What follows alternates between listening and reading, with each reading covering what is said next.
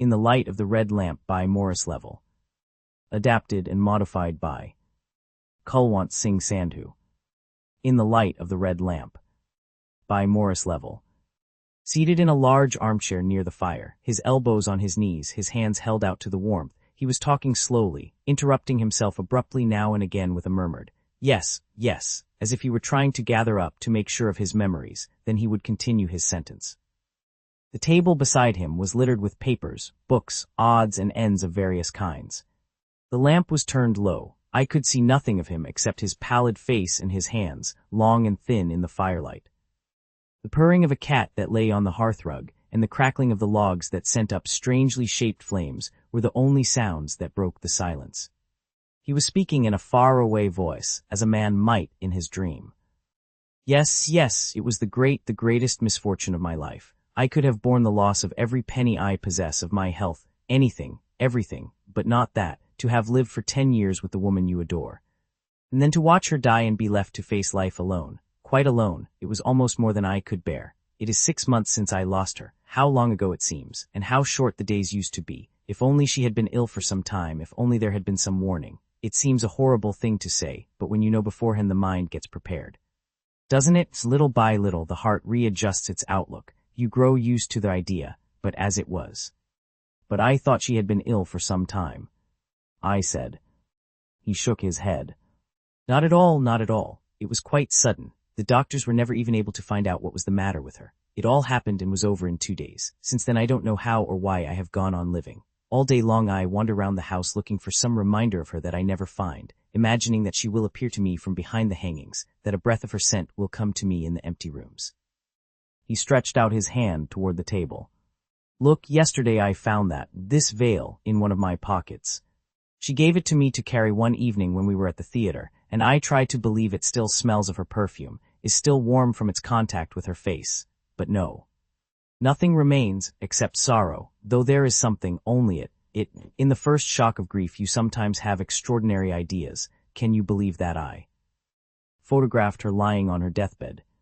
I took my camera into the white, silent room and lit the magnesium wire. Yes, overwhelmed as I was with grief, I did with the most scrupulous precaution and care things from which I should shrink today, revolting things.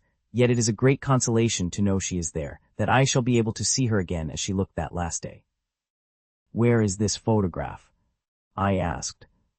Leaning forward, he replied in a low voice, "I haven't got it, or rather, I have it. I have the plate, but I have never had the courage to touch it, yet how I have longed to see it." He laid his hand on my arm. "Listen, tonight's your visit's the way I have been able to talk about her. It makes me feel better, almost strong again. Will you come with me to the dark room? Will you help me develop the plate?" He looked into my face with the anxious, questioning expression of a child who fears he may be refused something he longs to have. "Of course I will," I answered. He rose quickly.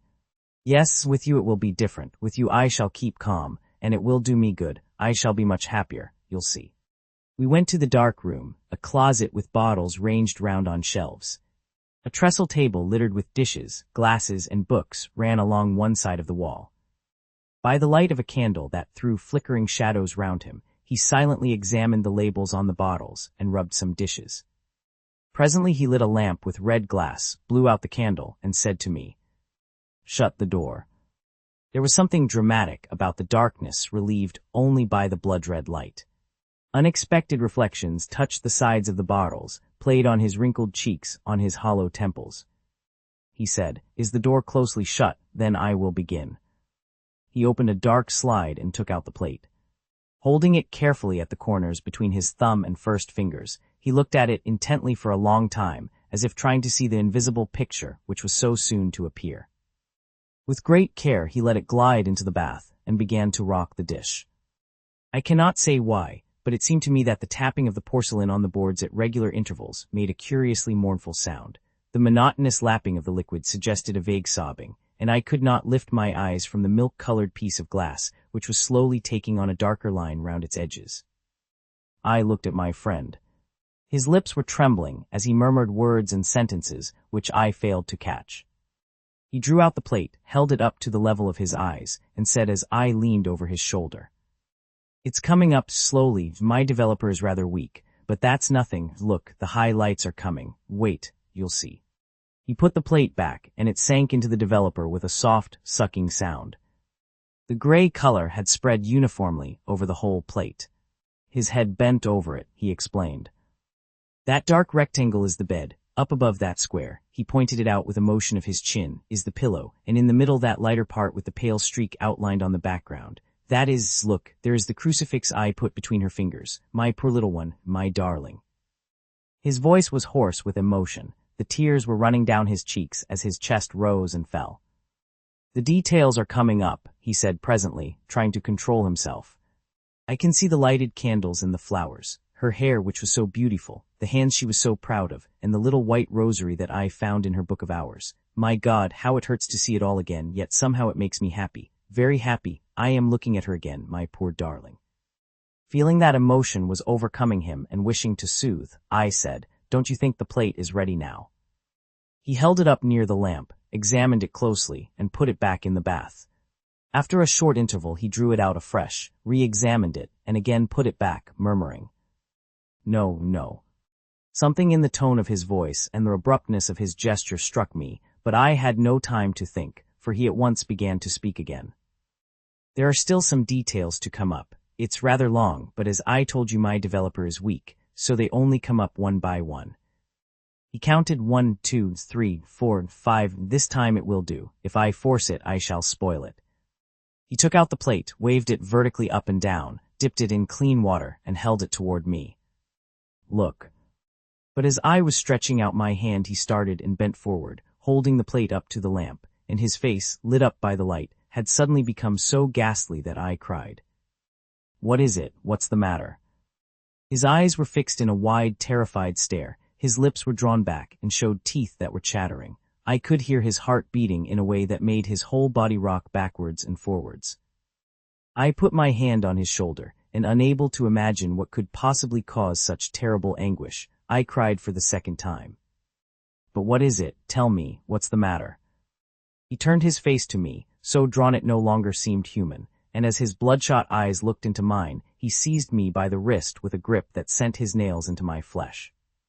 Thrice he opened his mouth trying to speak, then brandishing the plate above his head, he shrieked into the crimson-lit darkness. The matter's the matter. I have murdered her. She wasn't dead. The eyes have moved. In the light of the red lamp, version 2. He sat hunched in an armchair by the fire, elbows propped on his knees, hands outstretched to catch the warmth.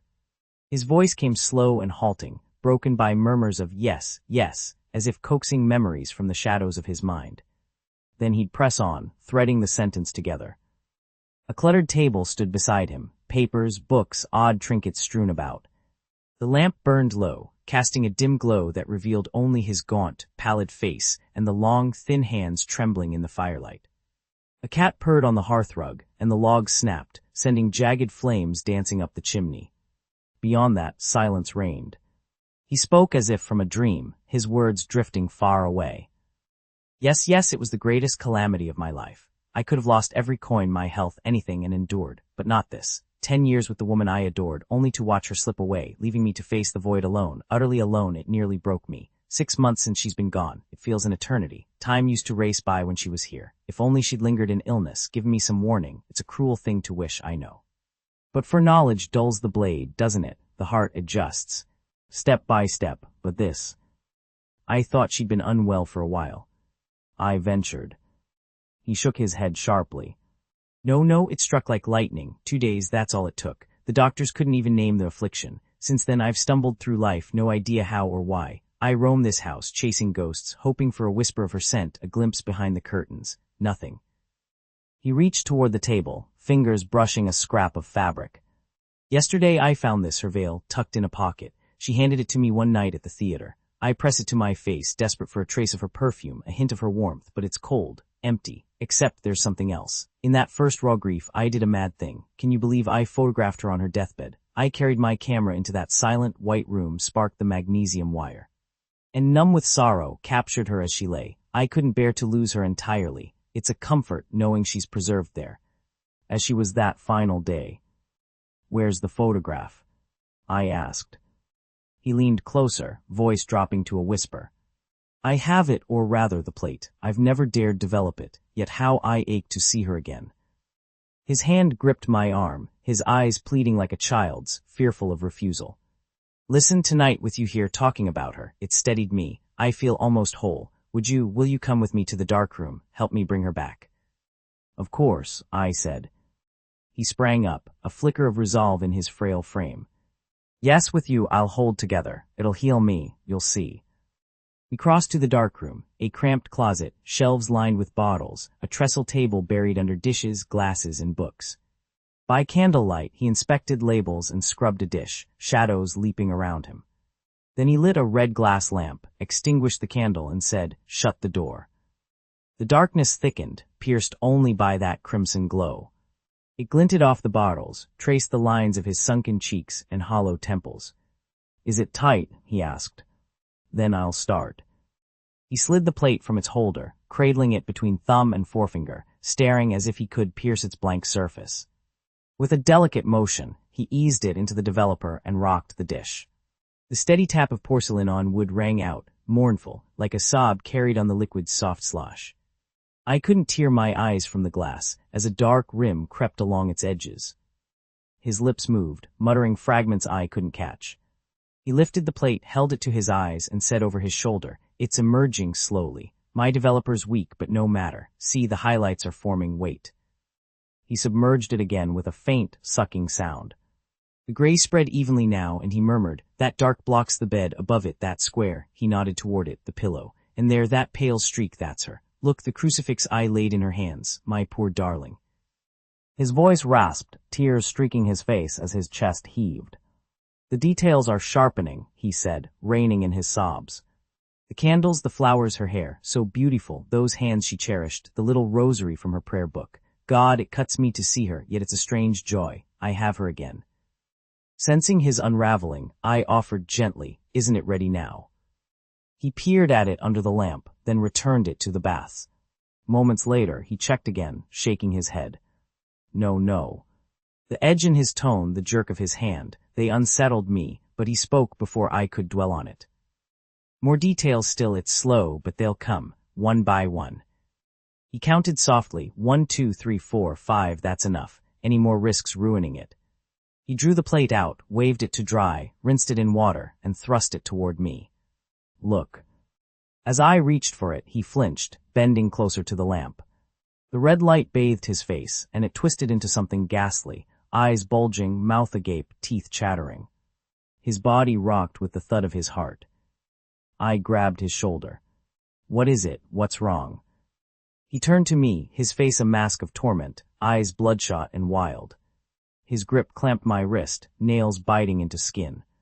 3 times he gagged on words, then raised the plate high and shrieked into the crimson gloom, "Wrong. I've murdered her. She wasn't dead. Her eyes, they've moved."